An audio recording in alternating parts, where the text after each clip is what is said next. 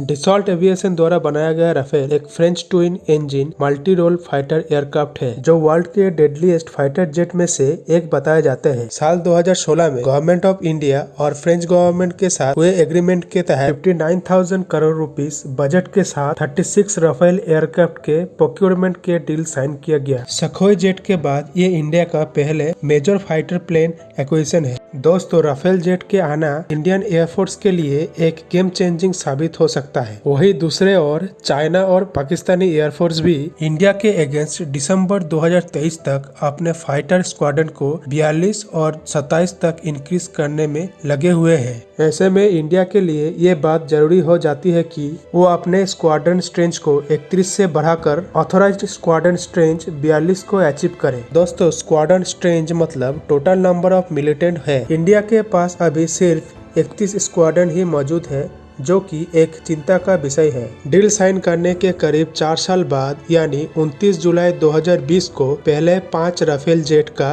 Batch India आया। वही second batch आया 3 नवंबर 2020 में। ऐसे ही कुछ ब्रेक में इंडिया के पास राफेल डिफरेंट बैचेस में भेजा गया। 22 फरवरी 2022 को 3 और नए राफेल जेट आकर इंडिया एयरफोर्स में कुल राफेल का स्ट्रेंथ 35 कर दिया। दोस्तों, इस वीडियो में आज हम डिस्कस करेंगे राफेल के स्पेसिफिकेशन, एडवांस फीचर्स और मिसाइल सिस्टम के बारे में जो उसे डेडलीस्ट फाइटर जेट बनाते हैं। तो बिना किसी देरी के आइए बढ़ते हैं आज के टॉपिक के तरफ। आइए पहले हम समझते हैं राफेल के बेसिक स्पेसिफिकेशन के बारे में।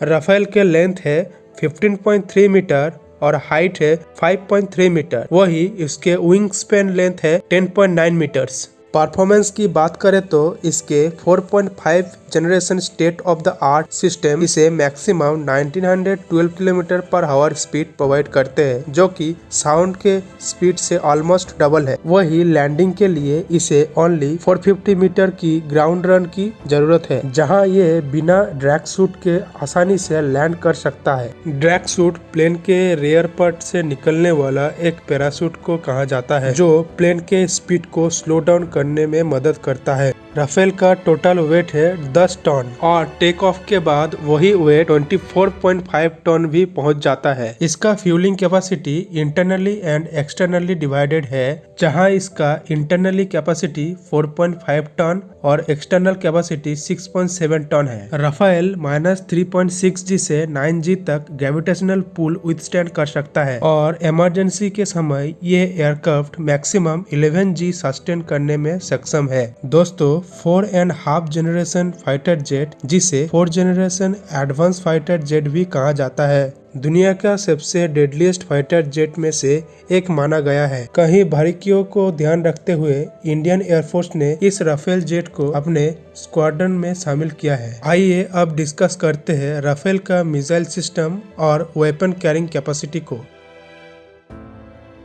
दोस्तों, राफेल के मदद से कई पोटेंट वेपन को कैरी किया जा सकता है, जिसमें सबसे ऊपर है यूरोपियन मिसाइल मेकर MBDA बनाया गया beyond visual range air to air missile Meteor, जो मल्टी शॉट कैपेबिलिटीज के साथ हाईली मोबाइल टारगेट जैसे जेट्स और स्मॉल एयरक्राफ्ट जैसे UAVs और क्रूज मिसाइल को आराम से टारगेट कर सकते हैं। वही दूसरा है air to ground laser guided ammunition SCALP EG cruise missile, जो एनिमी को 300 किलोमीटर के डिस्टेंस से ही टारगेट कर सकते हैं। और तीसरी है आर्मामेंट एयरसोल मॉड्यूलर हैमर, जो प्रिसिशन टेरिन हैगिंग एनिमेशन है, यानी इससे इंडो चाइना बॉर्डर जैसे लो ऑल्टीट्यूड और हाईली टेरेन में आसानी से इस्तेमाल किया जा सकता है। ये 60 to 70 किलोमीटर के रेंज में कई एनिमी को डिस्ट्रॉय कर सकता है। राफेल में ट्विन गन पॉट और एक 30 mm GI-80 30 रिवॉल्वर कैनन मौजूद है, जो कि 1 मिनट में 2500 राउंड फायर किया जा सकता है। साथ ही long range stand off SCALP cruise missile AM-39 Exocet subsonic French made anti ship missile, laser guided bomb,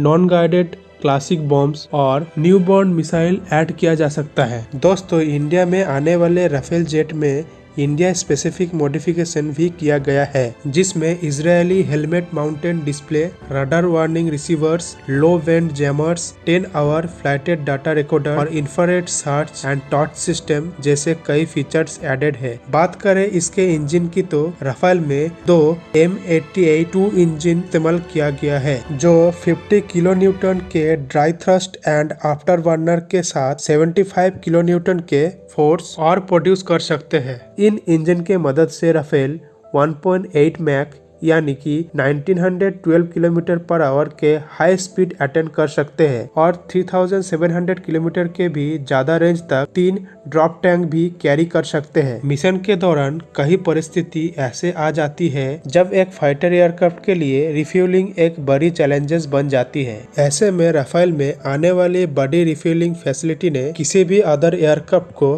flight के दौरान रिफ्यूलिंग प्रोवाइड किया जा सकता है। दोस्तों, राफेल के ग्लास कॉकपिट में hand on throttle and stick यानी होटस कंट्रोल सिस्टम मौजूद है, जिसमें फाइटर जेट के सारे critical switches and function stick and throttle में ही प्रेजेंट होते हैं। होटस कॉन्फ़िगरेशन को मेनली हेड अप डिस्प्ले वाली फाइटर जेट में पायलट के सिचुएशन अवेयरनेस को इम्प्रूव करने के लिए यूज किया जाता है। साथ ही इसके यूज से टर्बुलेंस, स्ट्रेस और हाईली जी फोर्स के दौरान पायलट आसानी से जेट को कंट्रोल कर पाते हैं। इसके साथ कॉकपिट में इस्तेमाल होने वाली एवियोनिक को थेल्स एवियोनिक द्वारा बनाया गया है। इसका मदद से communication, navigation, monitoring, aircraft flight control system, fuel system, firing cues और कॉलिजन अवॉइडेंस जैसे कई इंपॉर्टेंट डाटा प्रोवाइड करते हैं। दोस्तों, आज इलेक्ट्रॉनिक्स वॉरफेयर मिलिट्री ऑपरेशन में एक मेजर रोल प्ले करता है। एयरक्राफ्ट में मौजूद sensor tactical situation and rated information provide कर बैटलफील्ड में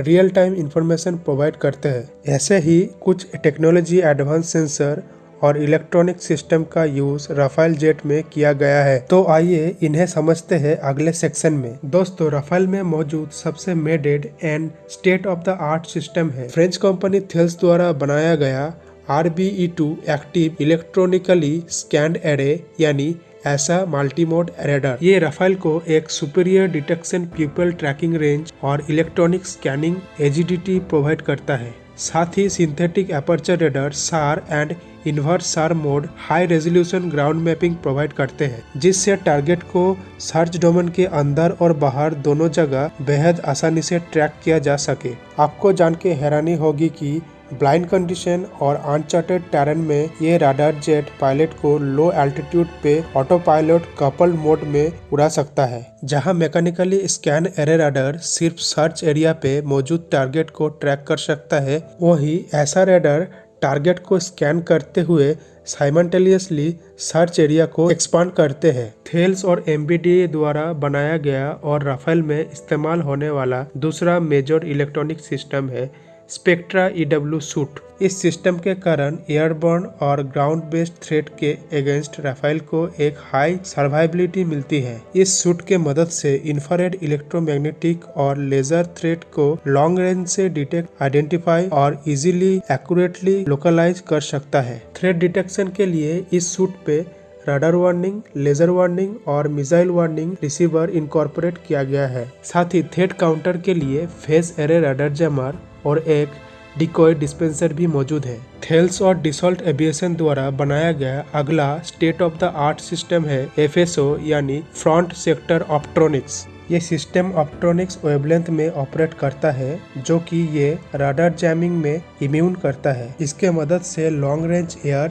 सी और ग्राउंड टारगेट को high resolution multi target angular tracking और लेजर रेंज फाइंडिंग की मदद से सीक्रेटली डिटेक्ट और आइडेंटिफाई कर सकता है। FSO टारगेट को टेलीलेंस पिक्चर और लेजर डिटेक्शन द्वारा एक मेजर रेंज प्रोवाइड करता है। तो दोस्तों, इन्हीं कुछ state of the art system के साथ राफेल वर्ल्ड के कुछ डेडलीस्ट जेट के लिस्ट पे काउंट किया जाता है। कंट्री के डिमांड के हिसाब से डसॉल्ट एविएशन राफेल के कई सारे वेरिएंट बना चुका है। इनमें से कुछ है Rafale B, Rafale D, Rafale BF3R, Rafale CF3R, Rafale MF3R और इंडिया स्पेसिफिक वेरिएंट का नाम है राफेल DH, जिनमें 2 सीटेड कैपेसिटी एडेड है, और राफेल EH जिसमें सिंगल सीटेड कैपेसिटी के साथ आता है।